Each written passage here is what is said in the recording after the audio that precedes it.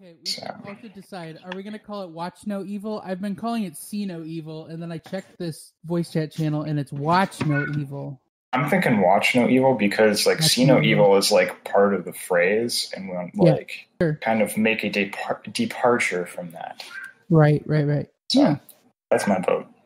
Okay, let's do it. Cool. So this is Watch No Evil.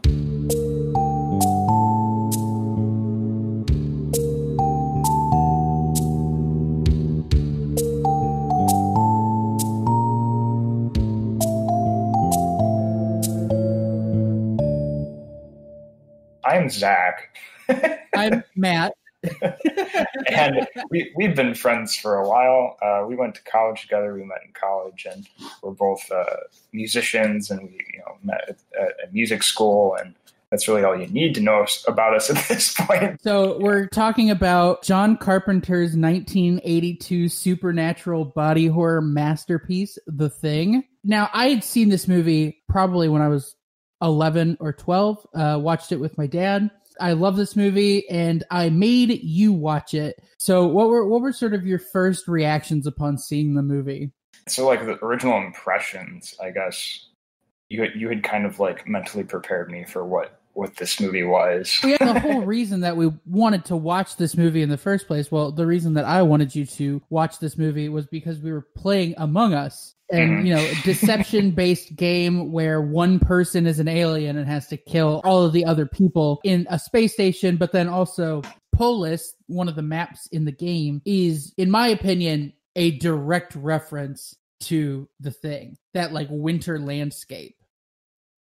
Yeah, it does seem pretty obvious in retrospect that like the game is basically you're like reenacting The Thing. Oh, yeah, absolutely. Now, if in Among Us you could turn the other crewmates into things, that would probably be the most successful iteration. But of course, then it gets real difficult real fast for the people remaining immediately overwhelmed. Yeah, maybe they can find a way to do that in the sequel. But the sequel of the game, not the sequel of the movie, which I don't think they'll they're making a remake. They just announced that they're going to remake it for 2020. Oh, I don't know if it's going to come out in 2020. Yeah, we should probably mention that real quick, that we are starting this podcast journey in the midst of the Corona times. Yeah, it's middle of the coronavirus era. I mean, we needed something to do. And I hope it's the middle. Oh, God. I hope it's not the beginning. And we had watched this kind of, when was it? It was like a month or two ago. And it was like kind of like lockdown was still kind of a thing, as much as it is in the US. And so it was kind of like topical at the time too, because it was like, virus. And obviously the virus doesn't like turn people into aliens and make them murderous or anything, but it's still like kind of that infection kind of deal. And the asymptomatic nature of the virus that we're specifically dealing with sort of is shown and manifested in this movie as, a normal looking person. Nobody can tell who has it and who doesn't. It's only once it acts or the symptom of the invasion develops in a body. And then it's like, and now that symptom is there, it's trying to transmit itself to someone else. So yeah, I think that it draws a great parallel to all of the other potential viruses. And it's great because we both find horror movies to be both exciting in the way that it's a little anxiety inducing, especially this kind of horror movie where it's like overtones of deception the whole time. You're like, all right, who's infected, who's not? And can we like trust this person? And it's like both anxiety inducing and like exhilarating, but also kind of therapeutic, at least for like dealing with the anxiety involved with COVID-19. Cause it's like, all right, well, this is like other people who are going through like a similar, but actually more deadly kind of pressing matter. Absolutely. And, it's a souped up murder mystery at the end of the day, because it's like, nobody knows who it could be or who the originator of the infection was. And so then it turns into this, well, can you trace back to who did you interact with at this time? What were they doing? Who did they interact with? Trying to find all the little lines, the the maps on the wall where you're tying strings together, figuring out who really started it and trying to figure out where it's going to go next. I think that this is, sort of what a lot of people have thought of with this movie, especially in connection to the AIDS crisis and HIV in America, especially in, the middle 80s and the early 90s. And there was sort of that whole idea of, well, you don't know who has it until they go in and get tested. And so it got passed around really quickly. And a lot of people have likened that epidemic to this movie, especially because of the blood testing scene where they're going through and they're testing everybody's blood to see who the thing is. And it ends up being, in the movie Windows. That's a real connection that gets drawn quite often too. I hadn't even thought about that. I wonder, I was of course doing a little research and like looking at like basically like tabloid type, like 13 top like things you didn't know about the thing.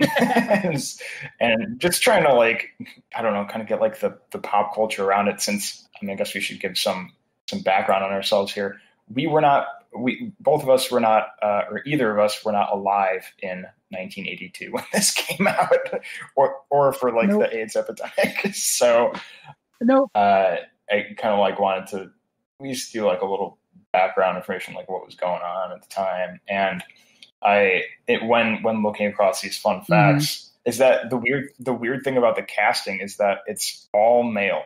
They have that post-Vietnam War PTSD, like worn out look. Yeah, and I wonder, like it's just like the nature of it, and like and the time and the setting of what this movie is, like it does make sense for them to be all male, but I almost wonder, since you bring up like the AIDS epidemic, if there's like some kind of like gender role statement to be made there. I don't know if I'm like drawing lines where there are absolutely none, but it just kind of got me thinking on that. I would certainly say that it can also be sort of attributed to the Lavender Scare and trying to suss out who's the homosexual in the group, like who isn't a real man. And so, that whole idea of masculinity, femininity being attributed to gay culture, even though that's of course not true, being a part of why there's so much extra underlying tension. And that's, just another reading of the film. I will say the prequel, the 2011 prequel, does introduce the first female cast members into the series. However, there also were women in the 1951 iteration of this movie, which was The Thing from Another World. Mm-hmm. That's interesting, because I don't know. Is it supposed to be like contemporary, like 1982? Like this is when the events of the movie happened? Do we know that? I think so. Okay. From like the tech and like just the overall culture around. Yeah, they're using the computer. It might even be that it was meant to portray the future, because the tech that they were using wasn't really feasible. Yeah, maybe like late 80s, early 90s, but Kurt Russell's hair definitely screams 80s to me. Yeah, absolutely. And he kept that hair all the way up until Guardians of the Galaxy Part 2, just the luscious full mane of hair. Really the star of the movie. He's definitely the star of the movie. He's just his hair. Character. Oh, just shave it off and like put on a mannequin head. And MacReady is not really a Kurt Russell character. It's Kurt Russell's hair's character. Right. Spin-off idea for The Thing. Instead of an alien, it's just Kurt Russell's hair like going around. And everyone's hair just slowly looks like Kurt Russell's throughout the movie. That's like a Simpsons Treehouse of Horror episode where Snake gets electrocuted and Homer gets a hair transplant, and then it makes him go crazy and want to kill. That would be a great version of The Thing. There's so much potential with just a pure raw deception storyline. All the paranoia. It's great. I think that's why, like, part of the reason why it's such a good one to start out with is because, like, although it has like so much psychological back and forth because of like all the deception and like, who is what and who is who kind of thing, even though it's that, at the end of the day, it's just like, it's an alien that is assimilating people. And it's like the premise of it is very simple, but the psychological implications are, really get you thinking and really get you like involved throughout the movie. The thing is, the movie is known for like Rob Bottin's creature effects and like the body horror and the actual thing itself, the way that it transforms, the way that it's got these, these wires and these basically pool noodle blood effects that are happening.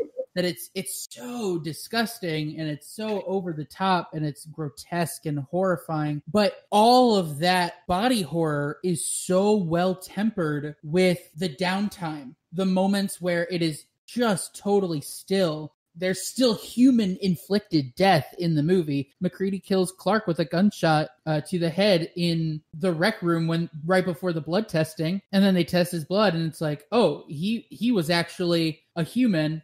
And then Kyle, I think it is, says, and that makes you a murderer. So it's like there's still human, totally plausible death that happens in the film as a response to what's going on, not directly because of the thing itself, which I think is so necessary to keep a film like this even and balanced and not so over the top that it becomes passé. Right, and I think that kind of like helps to balance, like, oh, well, if you watch this movie from the beginning, you're like, well, they're just all going to get infected and they're all going to, the thing's going to burst out the inside of all of them and they're just all going to be infected. And that kind of, balances out. We're like, oh, well, maybe that's not how this goes. It's making it, like you said, giving like a little bit more realism than the kind of like creature, like grotesque horror that it seems to be from the beginning. And I think that a lot of that can be connected with Alien. It happened just right before it, 1979. A lot of the effects in that, which is H.R. Giger design, it's got some grotesque elements to it, but then there are still real moments of human error that are sort of responsible for certain things happening, which I think is really important to note as well. That's another film that we will have to get to. I don't know if you've seen Alien either. And yeah, another one that I have not seen. I should probably mention that Matt has been a longer term horror fan than I have. I guess relatively new. Like I've probably been watching horror movies for like 10 years or so. I still haven't seen, iconic ones like Alien, and I just saw The Thing for the first time a couple months ago. And my wife and I really like watching like those crappy like demonic possession horror movies, which I'm sure we'll get to many of those. But I'm not so experienced with this kind of horror movie where it's like almost like a murder mystery style, like you said earlier. Yeah, but at points it's like hard to tell really if there's more than one or not. The thing that makes it seem as if there are more than one of these alien entities, or at least that it can sort of split itself off. It can become a separate consciousness. In the movie, they do end up burning some of quote unquote the things, and so then you have other things sort of emerge in their place, and they're all sort of, I guess, distinct by what they end up looking like. For example, the dog version of the thing is very different than the chest cavity opening, teeth in the middle of the body, head explodes off and becomes a spider. Head appendage thing. The one at the very end, which is huge, it sort of like grows in size. And I would say of all of the things about this movie that maybe not so great, it's a little unclear in that department. That being said, the comic sort of clears that up, but it also makes it more confusing because if you didn't know, the Thing has several comic adaptations that came after, or rather sequels to the movie that came after. They have Climate of Fear, Eternal Vows, Questionable Research, and in the first of those, which I think is Climate of Fear, it's immediately following the events of the film, so MacReady is still there, and there's a rescue team that comes to the site, and they find MacReady, and one of the team members touches a charred corpse, and then it infects him and he becomes the thing, which is sort of different than what the movie implies. It implies that it's sort of eating and then absorbing them and then mutating into them. But this makes it seem as if it's more infecting them and then they become the thing later on. In the movie, I get the impression that like they burn it and it's like, okay, that's the end. It's dead. It's not going to infect anymore once it's burnt. That is a totally valid interpretation based on watching the movie. And then the comic is kind of like, but maybe there's still a way that we can shoehorn this creature into being alive. It's also interesting how I was watching, I never thought that like, oh yeah, there's like multiple things that are going around infecting people. I thought it was just the one. And the impression that I got was like, just like someone was already infected and you didn't know who it was. Like the thing, there's just one thing, but it was always like one step ahead of where they were in figuring out who was infected and who wasn't. Right. That ends up becoming sort of difficult to really ascertain whether or not there is more than one, because it's simultaneously trying to suggest that there's only one and that there's multiple at the same time. And I think that it runs into trouble in a couple of those places. So Wilford Brimley, who's one of the actors in the movie, there's a scene where after they had taken him and they thought that he was one of the things, so they put him in an outside like storage shed area, and then they're back doing the blood test. Windows, one of the operators, I believe he's the radio operator, turns out to be the thing. After the blood test, they take care of him. They go out, they're going to go get Wilford Brimley. But then upon going into the storage shed, they see that he like built a tunnel system down underneath everything, and that he had started working on a spaceship that they then assume is for the thing to escape with, which is crazy.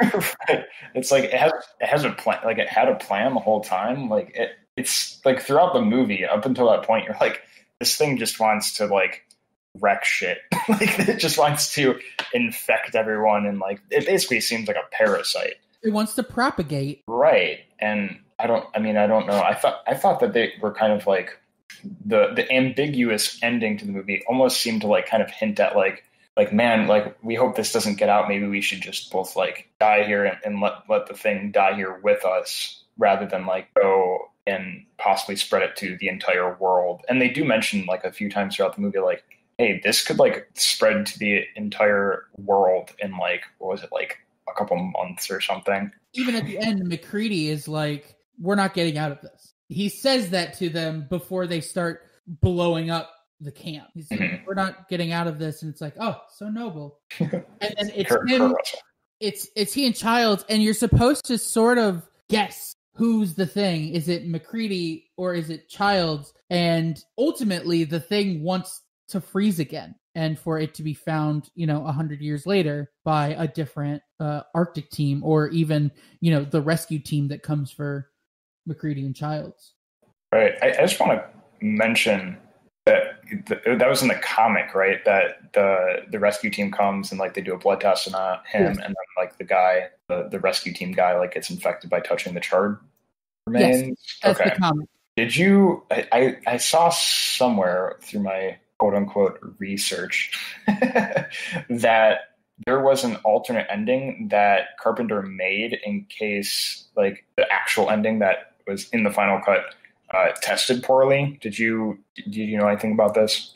I don't know anything about this. I know that a lot of people hated sort of that nihilistic ending of either one of them could be the thing, but they're both going to die from freezing to death in this wasteland anyway. Yes. And yeah, this movie was not well received, but we can talk about that in a bit. So the alternate ending, I guess, was pretty much exactly what the comics were like, except with a little less detail, I think. Is there's a rescue team that comes, and I guess MacReady is the only survivor, so he must have like killed Childs or whatever, or Childs just died. And then he's given a blood test in like some facility to see if he was assimilated, and he passes the blood test. And that's kind of like the at ease ending that I guess would be like the crowd pleaser for at least the 80s. Yeah, because you're like, oh, Keith Richards made it. But I mean, Keith Richards can't die. He's Keith Richards. Everybody loves Keith Richards. Yeah, but I much prefer the ending that they went with. Yeah. And I would just like to ask you about that. Let's talk about that. If you could change the ending, would you? No, I wouldn't. I think that the nihilistic ending is sort of what makes the movie well-rounded, in my opinion, because the whole time in the movie, you are supposed to not know who the thing is. You are not supposed to know where it's going to go, who it's going to go to, and the lack of a definitive ending, it keeps that balance. Yeah, I totally agree. I would not change the ending. Yeah, it doesn't need the happy ending. And in fact, I think it would be antithetical to the point of the movie. Right. And at risk of sounding like I hated the movie, I thought the ending was like one of the best parts. For the record, I did not hate the movie. Although grotesque, like I said earlier, grotesque horror is not necessarily my bag. I mean, this is a different, I mean, like there's like the psychological elements that I thoroughly enjoyed. Mm-hmm. But I would like to ask a follow-up question and challenge your mind. If you had to change the ending, what would you change it to? If I had to change the ending, I think that one of the things that could be interesting as well would be if a rescue team shows up and they find the bodies of MacReady and Childs, but then they find a dog. Like a live dog. Yeah, live dog. Because in the movie, all the dogs are killed. Yeah. And so then it's sort of the cycle continues. The cycle of paranoia and mistrust, it doesn't stop. And it was really smart. The thing was really smart to choose the dog as a means of camouflage. By taking the dog, it sort of removes that element of paranoia and mistrust. Because you run into people you don't know, you're not going to inherently trust them. But, I mean, you see a seemingly friendly dog, you're going to be like, yes, this is a good boy, and I trust him implicitly. And that dog is a very friendly dog. It is a super friendly dog. Yeah, I wonder, it makes me wonder, like, I'd be interested to watch the prequel and, like, see how maybe there's, like, a little bit more learned behavior from the thing in the first one, because, like, I wonder if it was like, hey, these humans seem to like this dog thing. I should ultimately try to be that, and then really try to spread this to a lot of people, being a dog, because, you know, these people seem to care for the dog, and like it's really makes the job of the thing kind of easy. If I were the thing, I would want to take over a dog or a cat, because then you're going to take down the world, and there's nothing that's going to stop you. Yeah, I think the modern equivalent, from updating this from 1982 or whenever this actually came out, it would be like an Instagram cat or something. It would spread so much faster then. Yeah. Even when they know that it's the cat doing it, they're still kind of wary of whether or not it's the cat. Bringing it back around to like relating to the coronavirus, I wonder if they're gonna like make it almost like a PSA kind of thing about COVID, and like, hey, this is how fast and easy it could spread. This is how fast and easy and deadly the coronavirus is. Right. Maybe not so fast acting, but yeah. Well, the coronavirus is less fast than the thing, which seemed pretty efficient. It just kind of went in, took everybody out. The whole span of the movie takes place over like 2 days or something. Yeah. That's nothing for a giant extraterrestrial monster. Yeah, who knows where else that thing has been. But I would like to ask a few questions and like kind of, because like I said, he has seen this movie probably many times, right? Yeah. And I just wanted to like kind of, since I've only seen it once, and how can I contribute without having that knowledge to this episode? I was like, I'm gonna look up some facts and see if Matt knew this stuff. So would you mind if I asked you some questions? Okay. I have tons prepared. I'm not going to ask all of them. So this is a test of Matt's thing knowledge. And I just want to call this Things About the Thing, because I thought that was a little bit catchy. But first question. Do you know what substance they used to like slather on the monsters to make them look all slimy?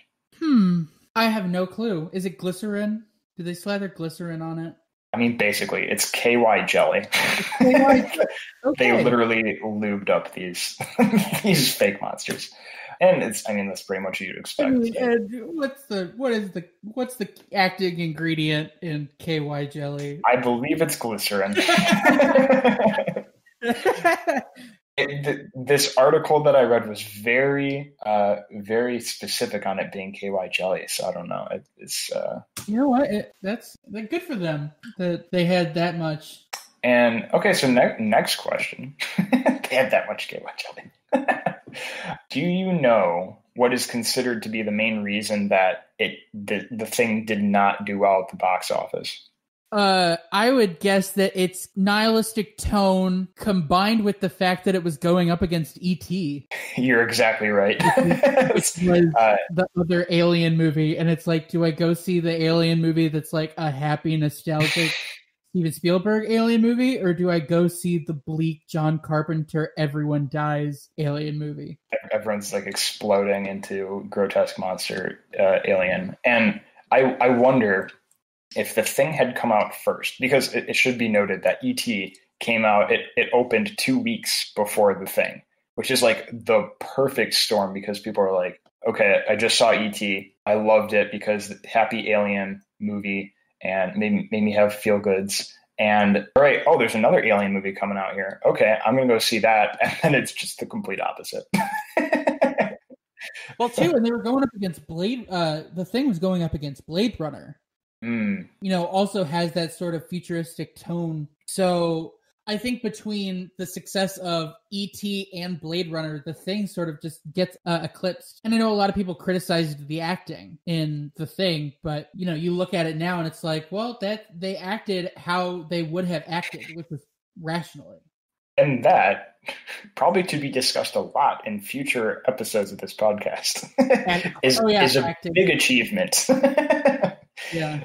To get in a horror movie, to get someone to act how a real life person would act in a horror scenario, I think is a very hard thing for directors to do, but also a very hard thing for actors to accomplish, and to make it believable to your audience of like, yep, I would do that. To have some audience member react in that way, I think is a huge accomplishment in the horror genre. Oh yeah, and I mean the genre in itself is sort of bogged down with bad performances, bad acting, and I think that with a lot of these, it really comes down to the acting, whether or not you have a memorable, sustainable movie franchise, or if you just get something else for the recycling pile, something that they'll just sort of go back to, they'll take the property of it and then they'll just milk the heck out of it. I mean, did we need all of the Nightmare on Elm Streets? Did we need all of the Halloween movies or the Friday the 13th? Because the acting gets progressively worse. Well, I think also like the budgets, of course, always become bigger because any movie to be watched in theaters these days has to have a pretty big budget to draw a crowd. But I think that the amount of effort that goes into writing and directing them is not proportional. Right. Like a $15 million budget, and then a good chunk of that went to just the character creation. So like they really put it all into special effects with that, which I think is good that they would do that. Yeah, I think I don't have the exact number in front of me, but I think that the movie was at box office they did 20 million or something, which like barely makes this movie profitable. Right. But again, it's not considered a successful movie.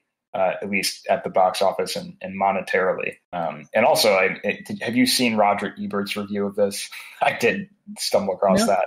I didn't look at it. It's a Roger Ebert review, so like he probably was like the effects were good and then they were boring. He's a critical Hollywood review, or was a critical Hollywood reviewer. So like he's reviewing a horror movie, and at the end of the day, you wouldn't expect him to say a lot of great things about this movie just because of what it is. And again, like he just seen E.T. probably 2 weeks earlier. And I'm not saying that I absolutely love E.T. In fact, I have a terrible association with the movie. But it's, you got to think about like where his head is at the time too. And basically to paraphrase, I guess he was like, when he first started the movie, he was like excited about the characterizations and like kind of like this, the theme of, the isolation and the deception and like, keeping you on the edge of the seat. And he does say, yeah, I was scared, and it did accomplish that, and I like to be scared when I watch horror movies. But it's basically, he's like, it's a gross out movie. It's just like for people who want to see just carnage, basically. But that's not a question. Let's get back to questions. And this is more of a. We're going to talk Roger. We can go on with Roger Ebert. Oh yeah, for sure. His thoughts on movies. I mean, there's a lot of them. There are a lot there. I think he liked the Jackass movie, so I don't know if I totally trust him.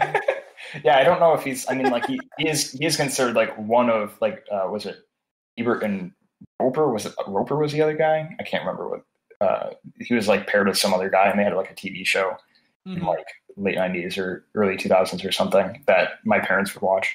Oh God! And yeah, I guess why watch a movie when you can watch two old guys talk about them? Exactly. But yeah, I mean, I don't have a strong opinion on him one way or another, but there's a reason he had a job that he had. I'll just say that. He had a lot of thoughts. He had a lot of opinions about movies. Right. And a lot of them were very well articulated. Right. Like it was his job. So this is more of a philosophical question, but also somewhat, I think the article and like the research or the articles that I read seem to have like a definitive answer, but I don't know if I can say either yes or no to this. So I'm just going to ask you, is the 1982 John Carpenter The Thing, is it a remake of the 1951 Thing from Another World? Yes. I think it is a remake. I think that the monster is different. It is a different monster, but the intention of the film is the same. Okay. So these sources that pretty much, I think I've read like 3 different articles or something, and I don't know if I need to cite those or what, but I'm probably not gonna. They seem to agree, no, it's not a remake, because probably mostly to the effect of the alien acts a little differently. And I mean, I have not seen the 1951 Thing from Another World, or The Thing from Another World, but I guess I'll ask you, it seems like the alien... It's a plant monster. Oh, really? Yeah. So the Thing from Another World, the 1951 version of the monster, it is a self-contained monster. It is a Frankenstein, essentially. It's sort of a shambling, slow creature that is difficult to kill, and it's just pervasively walking towards people, and when it gets a hold of them, that's when it kills. So, in essence, the thing that's similar is the Arctic Research Base part, and that's it. The monster is really totally different. Okay. See, the impression that I got was like the monster is more or less the same, except it doesn't perfectly assimilate. It's the host or whatever, but I guess it doesn't assimilate at all from what you're saying. Not that I noticed ever in the film. I don't think that it is one of the ones that assimilates. It does drink their blood because they do feed it blood, but I don't think that it ever evolves into one of, the scientists or one of the army or one of the dogs. But the stuff with the dogs is very similar. It's also much more a military operation. There are a lot of military soldiers as much as there are researchers at the actual base.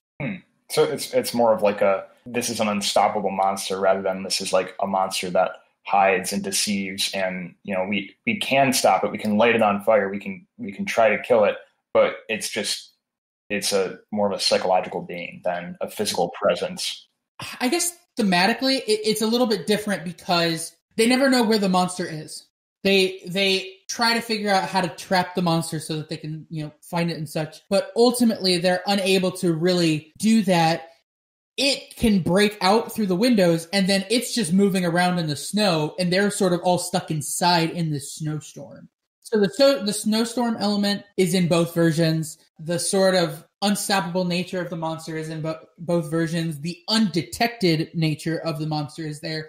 The monster itself is different. And, that comes from what was popular at the time. I mean, 1951, everyone was well-versed with the Frankenstein monster just being that sort of slow, shambling creature that was constantly moving towards them. I mean, the thing about the 1982 version is they had to update it. And so the thing that they updated was the creature itself. And so they brought in those sort of Cronenbergian effects. And then they also tied the deceptive, the undetectable nature to McCarthyism or homosexuality or the AIDS epidemic, this idea that it lives among the people and then it comes out of nowhere. And so I think the later one was more of a commentary on social events. Yeah.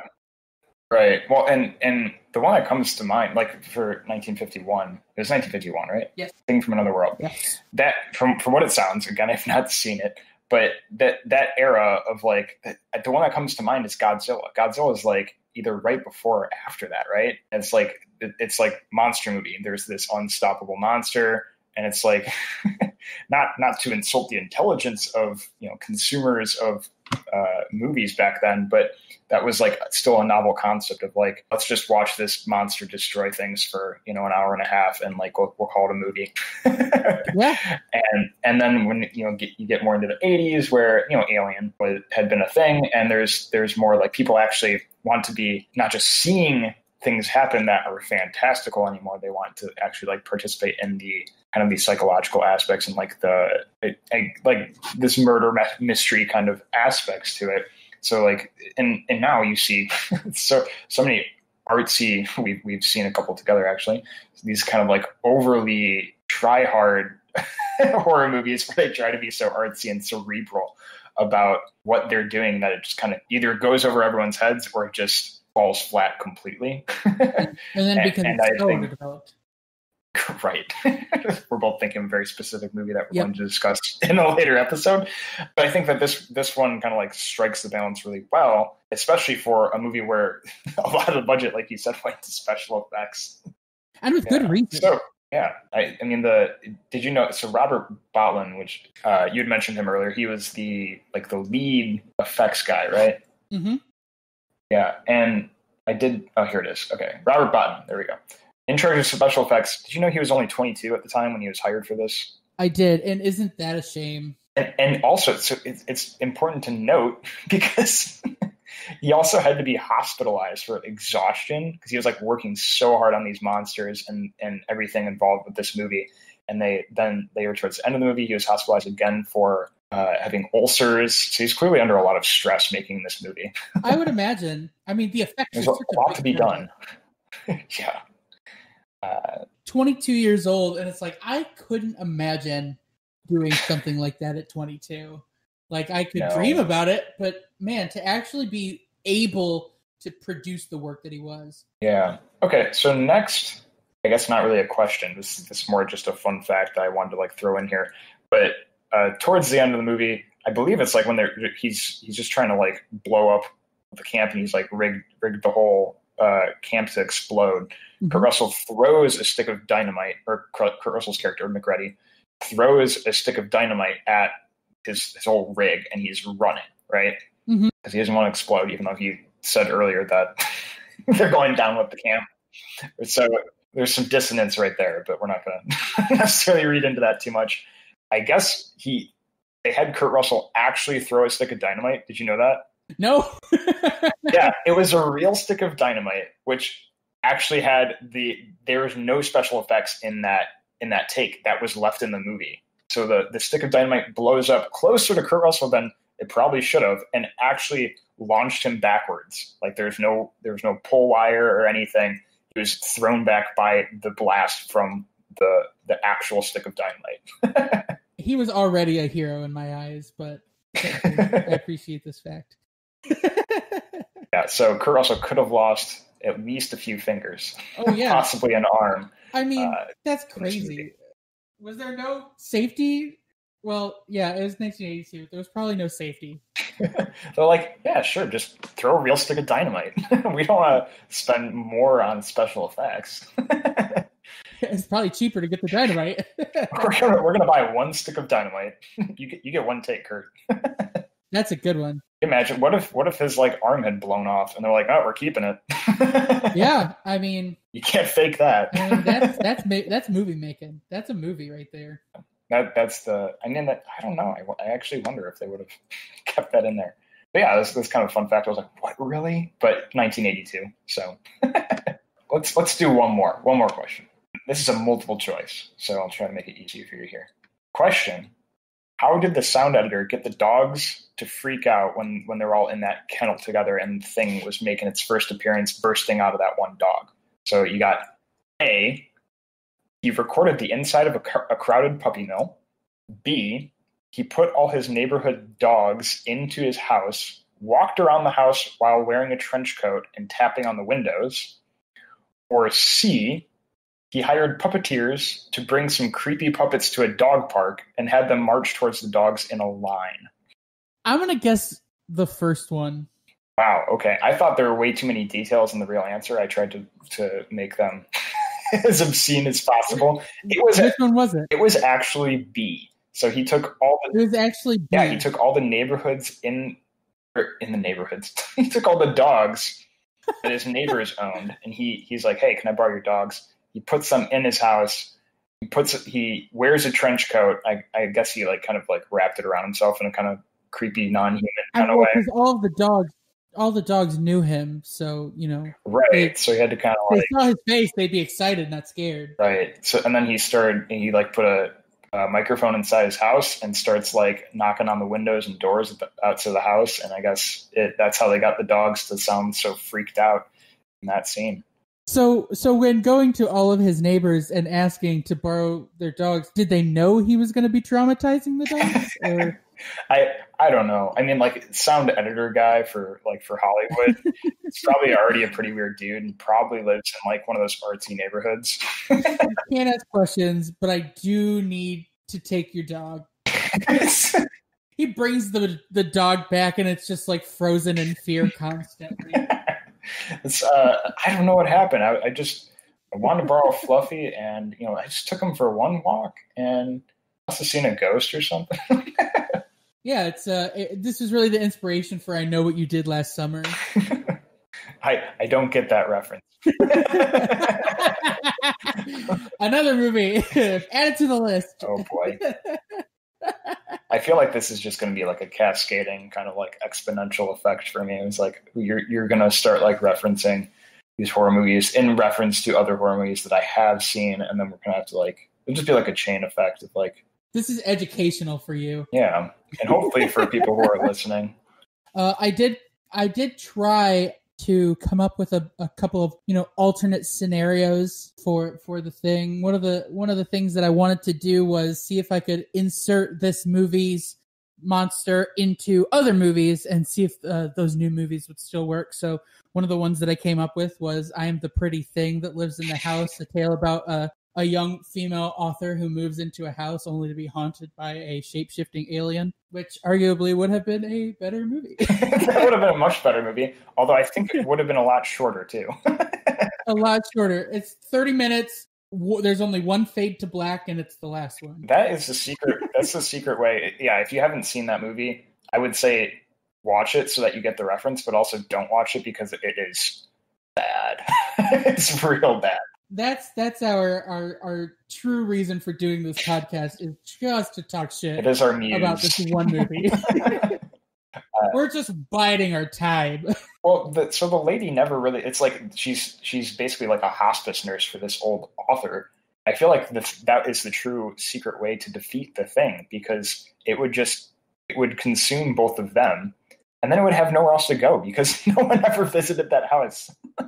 True, very true. Let's finish up with I just want to mention, and maybe you already know this, but you mentioned Wilford Brimley earlier, who plays Dr. Blair, who I think Wilford Brimley does an excellent job in this movie. I think he's a very convincing, like paranoid voice in the movie, and he's known for a lot of things. I guess he like kind of bounced between acting and like being like a livestock farmer, but he's also the guy who did those PSAs in the 80s and 90s for the diabetes. He's the diabetes guy. He's like the reason why people make fun of how like Southern people say diabetes instead of diabetes. Yep. And he also did, because of that, he like was in a bunch of Quaker Oats commercials too. I just wanted to mention that because it's like I feel like if we get some random person, God forbid, random person listening to this being like, hey, they didn't mention that Wilford Brimley is the diabetes guy. feel like that's a crime. It is imperative that we talk about this. Yeah, I mean, he was in a movie. This was before he was the diabetes guy. Thank you, everybody, for listening. If you found us, stay tuned for another episode where we'll dive into another movie to potentially speak well of or speak ill of at a later point. And I'm Matt. And I'm Zach. And this was Watch No Evil.